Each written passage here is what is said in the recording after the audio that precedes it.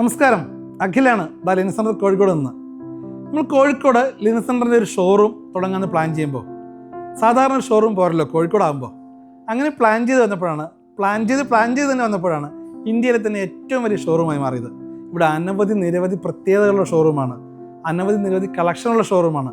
ഞാനിപ്പോൾ ഈ കാണിക്കുന്നത് ഈ തറി, നമ്മുടെ കൈത്തറി ഈ ഷോറൂമിനകത്ത് സ്ഥാപിച്ചിട്ടുള്ളതാണ്.